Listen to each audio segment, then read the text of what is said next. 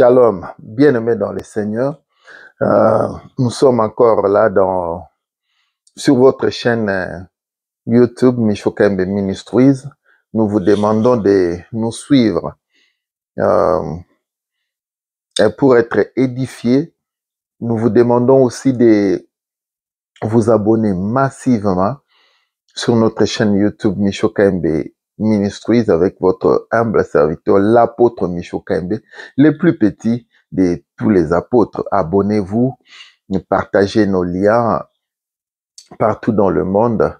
Demandez aux amis et connaissances, aux membres des familles de s'abonner sur notre chaîne. C'est une manière pour vous de soutenir l'œuvre de Dieu afin que l'évangile de Jésus-Christ aille aux extrémités de la terre. Comme nous le disons, la mission que Dieu nous a donnée, premièrement, c'est de gagner les âmes. Jésus revient bientôt. Nous devons travailler à l'évangélisation pour le salut des âmes. Et deuxième chose, c'est pour préparer l'Église en enlèvement, parce que Christ vient pour l'enlèvement de l'Église. Il faut qu'il nous trouve une Église sainte, sans tache, ni ride, ni rien de semblable, comme dit la parole de Dieu. Alors nous vous demandons de penser à nous dans vos prières, de nous soutenir dans nos prières, parce que le diable est là pour nous combattre, parce que nous dérangeons le monde des ténèbres par nos prières, par nos messages, par nos prédications. Mais Christ nous a appelés, il nous protège et nous avons besoin de vos prières, de vos soutiens spirituels.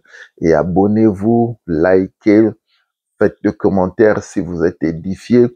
Et le Seigneur Dieu ne manquera pas de vous bénir. Là où vous êtes en Asie, en Europe, en Afrique, en Océanie, en Amérique, que la bénédiction de Dieu vous localise. Et que la grâce de Dieu soit sur vous.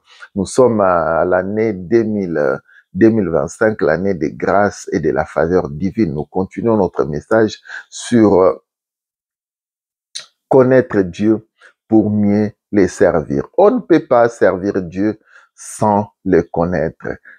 Pour mieux servir Dieu, il faut connaître ces dieux-là. Nous étions dans notre texte de base, c'est dans le livre de 1 Samuel. Nous avons partagé sur le chapitre 2, quelques versets, le chapitre 3 aussi, là où on parle du jeune Samuel.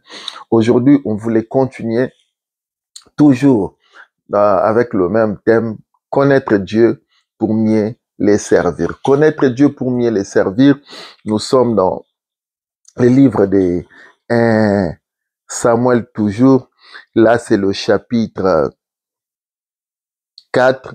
Nous commençons au 11e verset.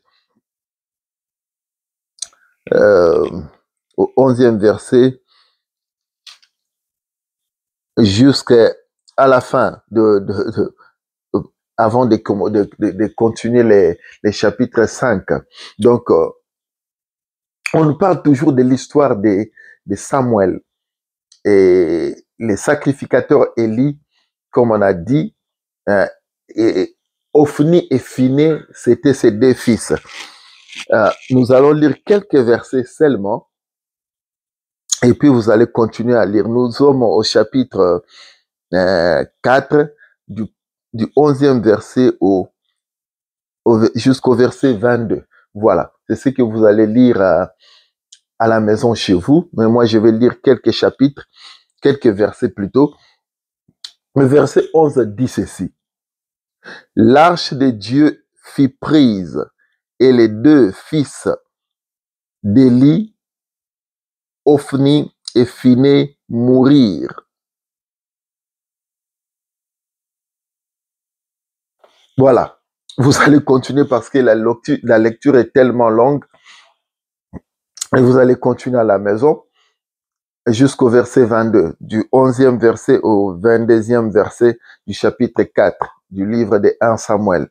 La Bible dit que l'arche de l'Éternel a été prise par le Philistin et les deux fils du sacrificateur Élie qui était juge pendant 40 ans. Élie, le sacrificateur, était juge pendant 40 ans en Israël, il était sacrificateur souverain, et ses deux fils aussi, Ophni et Phiné, étaient des sacrificateurs, serviteurs du sacrificateur aussi en même temps, comme dit la parole de Dieu. Et la Bible dit qu'un homme est venu du champ de bataille, il est venu annoncer au sacrificateur Élie que l'arche de Dieu a été prise par le Philistin.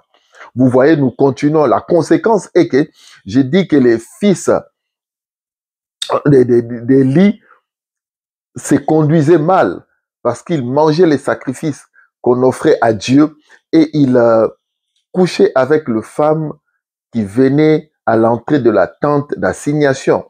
Et Élie les a appelés pour informer, j'ai appris que vous vous conduisez mal.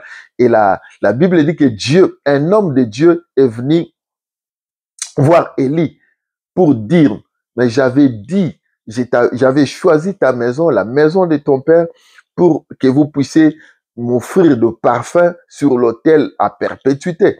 Mais comme tes fils se sont mal conduits et qu'ils ont saboté, foulé aux pieds, comme la Bible dit, mes sacrifices et couché avec les femmes qui venaient dans l'assignation, j'ai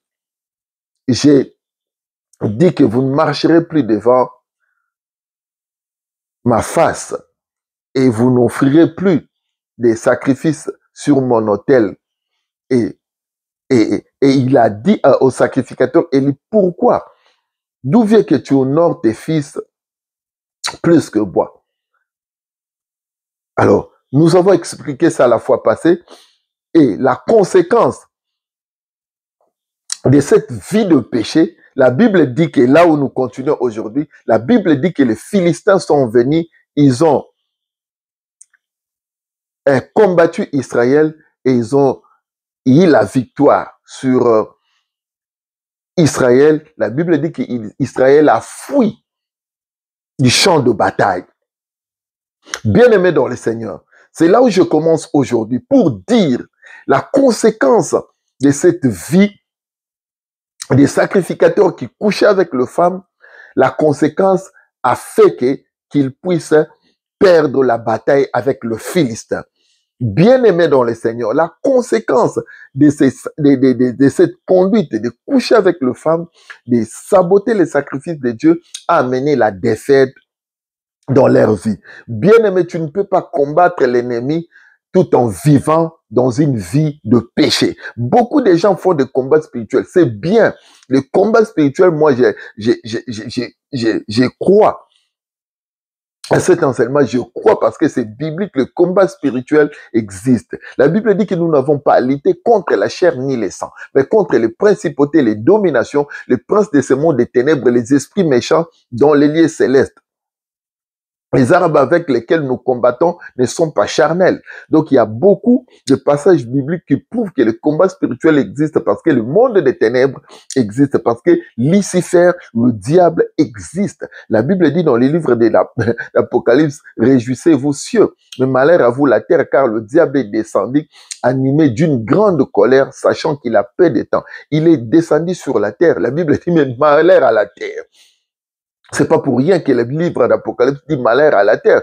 Pourquoi malheur à la terre? Car le diable est descendu animé d'une grande colère. Vous imaginez, animé d'une grande colère. C'est que le diable que nous combattons, il est animé d'une grande colère. Sachant qu'il a peu de temps. Parce que Christ l'a vaincu, l'ange Michael, quand vous lisez Apocalypse, l'a battu et il a été précipité sur la terre, l'accusateur de nos frères, comme dit l'Apocalypse, et il est descendu animé d'une grande colère. Et nous combattons avec celui qui est animé d'une grande colère. Nous ne pouvons pas combattre l'ennemi spirituel, que ce soit les sorciers, que ce soit les magiciens, les occultistes, les féticheurs, tous ces gens représentent les Philistins dans nos vies. Et nous ne pouvons pas les combattre tout en vivant dans une vie de péché comme Ophni et Phiné. Connaître Dieu pour mieux les servir. Et Ophni et Phiné étaient dans cette vie-là. Voilà pourquoi aujourd'hui, le diable, Jésus-Christ disait, le prince de ce monde vient, mais il n'a rien à moi. Et c'était ça qui a fait que Jésus puisse avoir la victoire sur le diable, parce que le diable n'avait rien de lui en Christ. Et Christ l'a dit. Et conséquence, c'est que les Philistins sont venus combattre Israël et ils ont mis en déroute les peuples d'Israël. Le peuple d'Israël a fui, comme disait cet homme-là qui est venu annoncer la nouvelle à Élie, j'ai fui du champ de bataille. Les Philistins nous ont battus, beaucoup de morts dans le camp d'Israël, et même des fils Ophni et Phiné sont morts. Ils sont morts parce qu'ils vivaient dans le péché. Bien-aimés dans le Seigneur, le péché amène la mort. La Bible, elle dit que le salaire du péché, c'est la mort. Mais le don gratuit en Jésus-Christ, c'est la vie éternelle. Le salaire du péché, c'est la mort. Et les Ophni et Phiné sont morts le même jour. Et la plus grande défaite d'Israël, c'est que l'arche de l'Éternel a été prise. L'arche de l'Éternel représentait la présence de Dieu.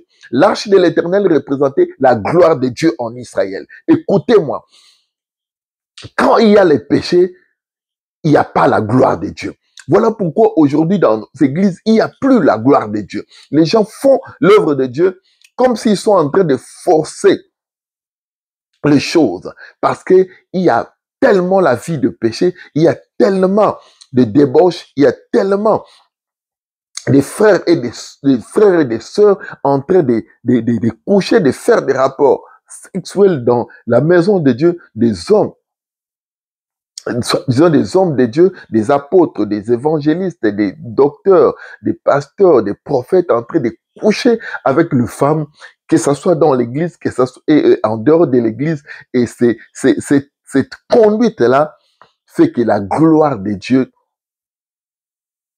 puisse quitter l'église. La Bible dit que les Philistins ont pris l'arche de Dieu. L'arche de Dieu a été prise. L'arche qui représentait la gloire de Dieu, l'arche qui représentait la gloire de Dieu, la présence de Dieu. Rappelez-vous, la Bible dit que les jeunes Samuel couchaient dans le temple, là où était l'arche de Dieu. C'est-à-dire, j'ai expliqué deux fois passé que les jeunes Samuel ne connaissaient pas Dieu, mais ils couchaient dans la présence de Dieu. Il était là dans la présence de Dieu. Comme la parole de Dieu était rare en ces temps-là, la Bible dit que le jeune Samuel a reçu la parole de Dieu. Il a reçu quelque chose qui était rare. J'ai dit la fois passée que c'est lui qui est présent, dans la présence de Dieu, reçoit des choses rares. Mais cette arche-là a été prise par le Philistin à cause de Ophni et Phiné, à cause de leur conduite. Et aujourd'hui, il n'y a plus la gloire de Dieu dans la maison de Dieu à cause de conduite des hommes de Dieu. Et les femmes aussi, les sœurs aussi, comme je l'ai dit, facilitent la tâche à ces hommes-là qui vont, les femmes vont à l'église, vous couchez avec les hommes de Dieu, et la gloire de Dieu n'est plus dans la maison de Dieu. La gloire de Dieu quitte la maison de Dieu. L'arche de l'Éternel est prise par le Philistin à cause de cette vie de péché. Connaître Dieu pour mieux le servir. Quand on connaît Dieu, on sait qu'on ne peut pas servir Dieu dans la débauche, dans le péché, dans l'adultère, dans le... On le sait. Connaître Dieu pour mieux le servir. Philistins, la Bible dit que les Ophni et Phiné ne connaissaient pas l'Éternel, mais ils étaient au service de Dieu. Ils étaient des sacrificateurs. J'ai dit la fois passée, ils étaient des sacrificateurs, c'est qu'ils avaient un titre. Le titre ne fait pas de quelqu'un connaisseur de Dieu. Ils avaient des titres. Tu peux être bishop, tu peux être archbishop, mais quand tu couches avec les femmes, les titres là, ce n'est pas ça qui fait de toi que de quelqu'un, qui fait de toi quelqu'un qui connaît Dieu. Mais c'est ta conduite qui fait qu'on puisse savoir celui-ci connaît Dieu, celle-là ne connaît pas Dieu. C'est ta conduite. C'est ce que tu fais. Ce sont tes pratiques. La Bible dit, celui qui est né de Dieu ne pratique pas. Vous voyez, ne pratique pas le péché. Il y a des gens où le péché est devenu une pratique. Une pratique. Ils pratiquent cela. Ils pratiquent l'adultère dans la maison de Dieu. Ils pratiquent. Ça devient une pratique. Et celui qui est né de Dieu ne pratique pas de péché. Connaître Dieu pour mieux le servir. Et l'arche de l'Éternel a été prise. Et la Bible dit, Ophni et Phiné étaient morts le même jour. Mais lorsqu'on a appris à Élie, cet homme-là est venu, il a appris à Élie que ses deux fils étaient morts et l'arche de l'Éternel a été prise. La Bible dit que Élie tomba par derrière et il se cassa la nuque et il mourut. Et sa belle-fille, femme de Phiné, était enceinte. Et la Bible dit qu'elle a accouché lorsqu'elle a appris que l'arche de Dieu a été prise et que son beau-père était mort et que son mari aussi était mort. La Bible dit qu'elle a accouché un fils. Elle donna le nom de Ichabod. Vous allez lire ça dans la Bible. Ichabod, je vais vérifier c'est quel verset encore. C'est 1 Samuel au chapitre 4.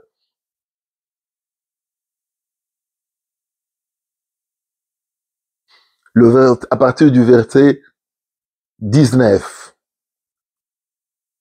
La Bible dit, sa belle-fille, femme de Phiné, était enceinte et sur le point d'accoucher. Lorsqu'elle entendit la nouvelle de la prise de l'arche de Dieu, de la mort de son beau-père et de celle de son mari, elle se courba et accoucha car le douleur la surprise. Sa belle-fille, c'est-à-dire la belle-fille du sacrificateur Élie, lorsqu'elle a appris que l'arche de l'Éternel a été prise et que son beau-père était mort et que son mari Phiné aussi était mort, la Bible dit elle courba, elle accoucha parce que la douleur l'a surprise. Voilà, la douleur, la surprise. Bien-aimé dans le Seigneur, quand on vit dans les péchés, le mal nous surprend. Elle a été surprise par la douleur. Elle a enfanté, elle donna le nom de Ichabod, qui signifie la gloire est bannie d'Israël. Parce que le Kabod, c'est ça qui signifie la gloire de Dieu. Kabod, la gloire de Dieu, le poids de Dieu, la gloire de Dieu. Mais Ichabod, la gloire est bannie d'Israël. L'arche de l'Éternel a été prise à cause du péché. Bien-aimés dans le Seigneur, nous devons quitter cette vie de débauche, d'adultère, de l'impudicité. Cette vie-là fait que l'arche de l'Éternel ne puisse pas rester dans la maison de Dieu. La gloire de Dieu n'est plus. On force les choses de Dieu. Des scandales par-ci, des scandales par-là, des vidéos de porno, beaucoup d'histoires de l'Église. Ça fait la honte de l'Église. Ça ne fait pas la gloire de notre Seigneur Jésus-Christ. Voilà pourquoi nous avons, Michokem Ministries, nous avons cette mission de préparer l'église pour l'enlèvement. On ne peut pas préparer l'église dans cette vie-là de débauche, dans cette vie-là de péché, dans cette vie-là de fouler aux pieds le sacrifice de Dieu. Repentez-vous, repentez-vous, repentez-vous, revenez à l'Éternel. Dieu vous aime. Dieu ne vous parle pas pour vous condamner, mais pour que vous puissiez revenir sur le bon chemin. Si vous revenez à moi, je reviendrai à vous, dit l'Éternel. Dieu vous aime beaucoup. Connaître Dieu pour mieux le servir. L'arche de l'Éternel a été prise. Ophni et Phiné étaient morts. Sacrificateur Élie était mort. Et nous allons voir la suite. Et l'enfant était né. On lui a donné le nom de Ichabod. La gloire est bannie d'Israël. La gloire est bannie de l'Église. L'arche de l'Éternel a été prise par les Philistins qui représentent les démons. Les Philistins représentent les sorciers, les magiciens, les occultistes, les féticheurs. Et Goliath même représente lui-même le diable et le Lucifer. Nous ne pouvons pas combattre les diables. Nous ne pouvons pas faire le combat spirituel dans les péchés. Combattons le bon combat de la foi tout en restant dans la sanctification et nous allons vaincre le diable. Le Christ a tout accompli, certes, sur la croix, mais le combat spirituel existe. Le diable poursuit ceux qui ont l'évangile de Jésus, comme dit l'Apocalypse, et ceux qui ont le témoignage de Christ. Le diable les poursuit pour les détruire. Le diable poursuit les hommes de Dieu. Je demanderai aussi à l'Église, aux enfants de Dieu, de soutenir les hommes de Dieu partout dans le monde, de prier, d'intercéder pour eux, car ce sont eux le cible du diable, pour déstabiliser l'église corps du Christ, pour affaiblir l'église corps du Christ. Voilà comment le péché est entré dans l'église pour faire fuir la gloire de Dieu, pour affaiblir l'église. Si vous comprenez cela, au lieu de passer dans des réseaux sociaux critiqués, vous devez plutôt intercéder, prier, plaider en faveur de ceux des conducteurs de l'église. Et c'est ce que moi je fais. Je ne me donne pas aux critiques, je me donne à intercéder pour les hommes de Dieu, pour les servantes de Dieu dans le monde, pour que la victoire puisse appartenir à notre Seigneur Jésus-Christ.